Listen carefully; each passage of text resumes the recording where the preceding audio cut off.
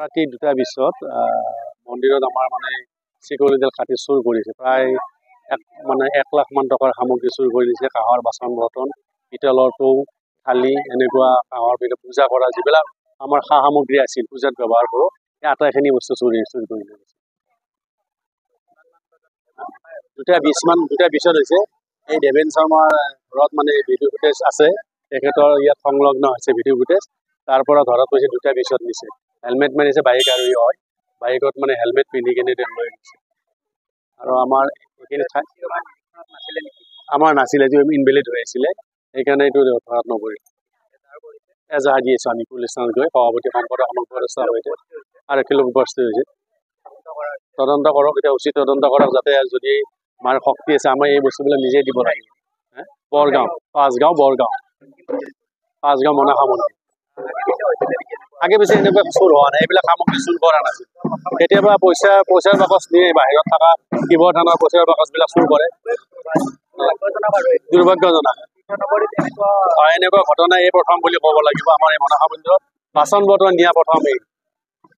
পাঁচগাঁও উন্নয়ন সমাজ মা মনসা মন্দিৰত যোৱা ৰাতি প্ৰায় 2টা বা 2:30ৰ ভিতৰত আমাৰ মণিকূটৰ এই চিকল কাটি তলা ভাঙি আমাৰ মূল্যৱান বহুত বস্তু লৈ যায়। বাচন বৰ্তন, কাঁহ পিতলৰ বাচন, পূজাৰ সামগ্ৰী, বাচন বৰ্তন, এনেকুৱা বহুত বস্তু লৈ যায়।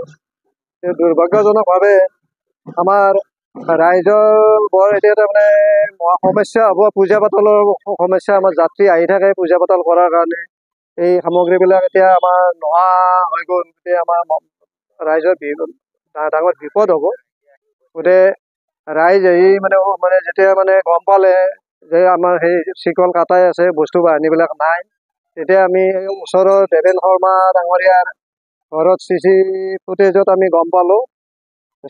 চোৰ এজনক দেখিছোঁ আমি, হেলমেট পিন্ধি আছে আৰু বাচন বৰ্তনবিলাক বস্তা ডাঙৰ বেগত ভৰাই লৈ যোৱা আমি দেখিছোঁ। কিন্তু হেলমেট পিন্ধি থকাৰ কাৰণে আমি মানুহজন চিনি পোৱা নাই।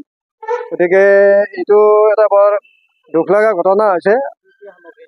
আমাৰ এই কাঁহ পিতলৰ থালি আছে, কাঁহৰ থাল আছে, পূজাৰ তামোৰা পত্ৰৰ পূজাৰ থাল আছে, কাঁহৰ বঁটা আছে আৰু কাঁহৰ কাঁহী আছে। এনেকুৱা বহুত মূল্যৱান বস্তু লৈ গৈছে। আৰু আমি এতিয়া ৰেকৰ্ডবিলাক চালেহে গম পাম, কিন্তু বাচন একোৱে নাই, চব লৈ গৈছে।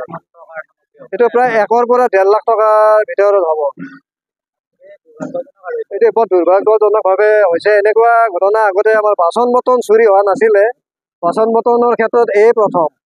গতিকে এইটো উচিত তদন্তৰ কাৰণে আমি এজাহাৰ দাখিল কৰিছোঁ।